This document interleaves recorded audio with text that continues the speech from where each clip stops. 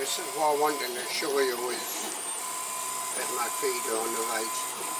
This is my filament spool.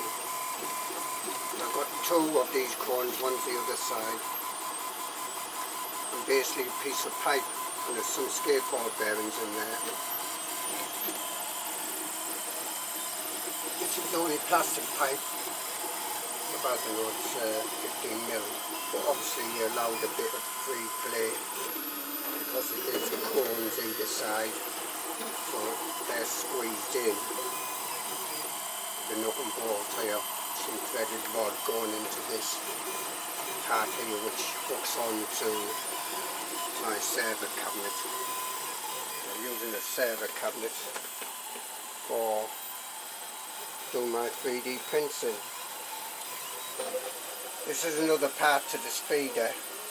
I showed you this part here is the main part, actually the yellow part. You might just see part of it there. A piece broke off this, but now I've reinforced it. So you've got the shadows here. Or even if this did get jammed, the spool can roll on this. Actually the whole thing is moving at the moment. Basically I just used to have just a piece of metal tube off a shower curtain, I think it was, but because of this is a threaded 8mm threaded rod, I think it was sticking in the threads as it would turn, and every so often it would click. It didn't stop the printing, didn't spoil the printing, but it was a bit annoying. These are my moisture absorbent units, and as I say, this is a feeding mechanism.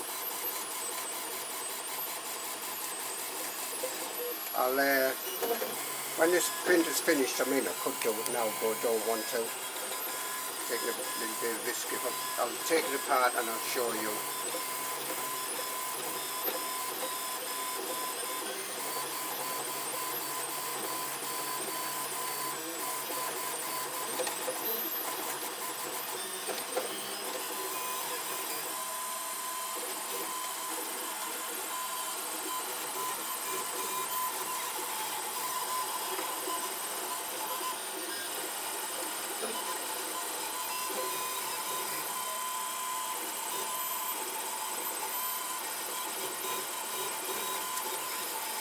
See how it's moved over there. The angle of this unit needs a bit of probably tweaking. It can slide quite freely from one side to the other if you need to.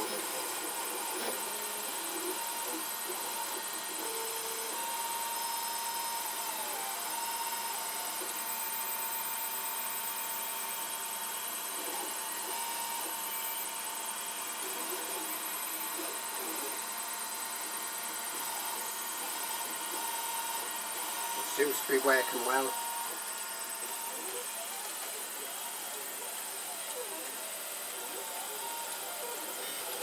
This is about a 4-hour print, I think.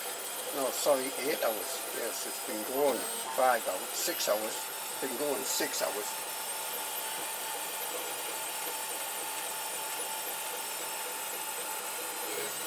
You can't want to be a 4-hour print if it's been going for 6 hours, can it? Really, for anybody curious enough. Right, I'll wait until this print is finished and I'll take this sort of bottom form cones. I'll have files online for the two cones.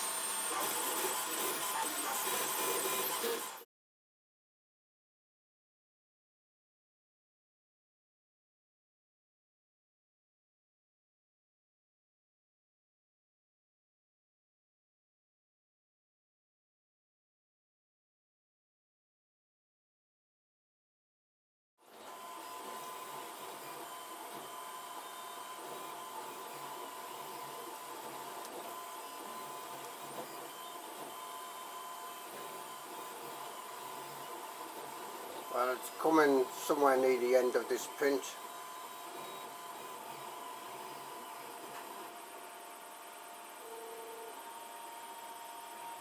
So I'll be dismantling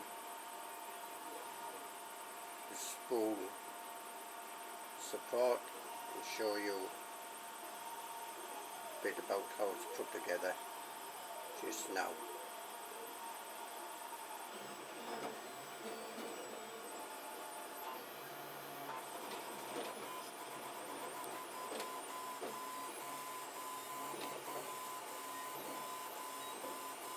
Sometimes it does sort of almost rock a bit.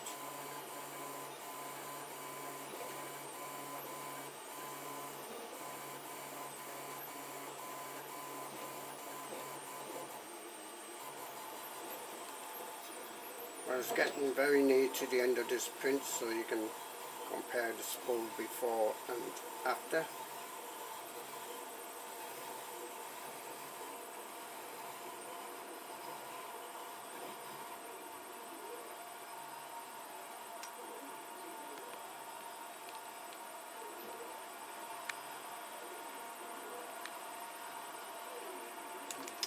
Shadows from the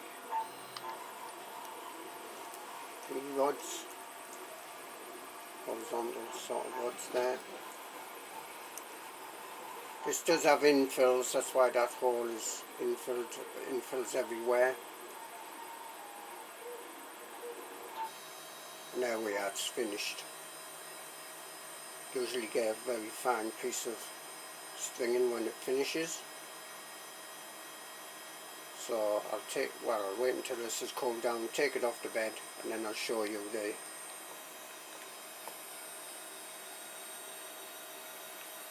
parts for the cones, etc.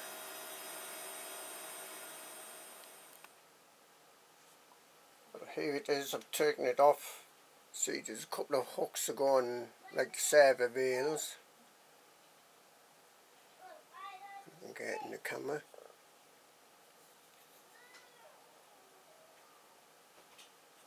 And it freely rotates, no problems there. Quite well snug, I would say, on the actual thread, so to speak. There's one cone, there's another cone, obviously pressing in together. I'll just undo this to show you. Find the right size. I need to put this down on the bottom nut actually, because it's a bit thinner.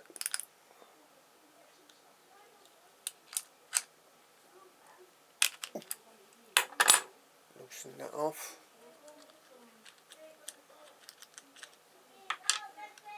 The grandson's here, so I have to forgive any background noise. And what I use is what is known as speed washers. Might be hard to see it on here actually, but there is a washer on there that just sits on the sort of inside of the bearing and make sure that it won't bind. Okay, so look for speed washers, I think they're called. I'll put the name on the video anyway.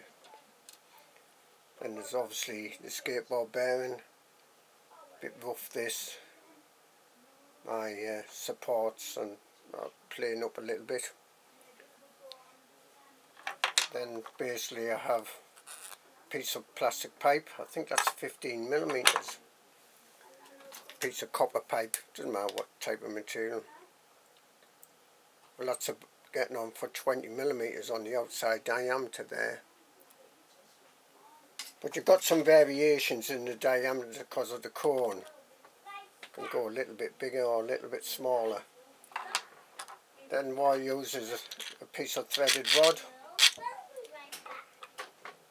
another bearing, another skateboard bearing, another speed washer, a couple more washers and a nut. And that's drilled into there. Now this is actually drilled in at an angle. I don't know if you can see that, because when it goes in the server ramps, the weight of the spool weighs it, makes it go down. Actually, you probably could put something more on here. That's just a piece of plastic I printed out for this. I will put a link to these like server type fastenings, server vac type fastenings. Basically that's it. So pop a speed bearing on and make sure that the bearing doesn't bind up.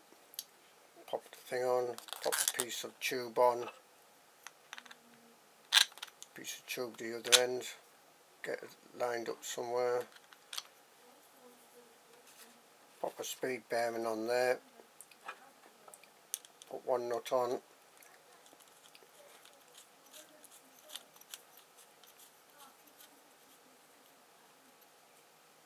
don't want it overly tight, tight enough to hold it on, then put a locking nut on the end. You could put like a proper locking nut on, but just fastening two nuts together generally does it.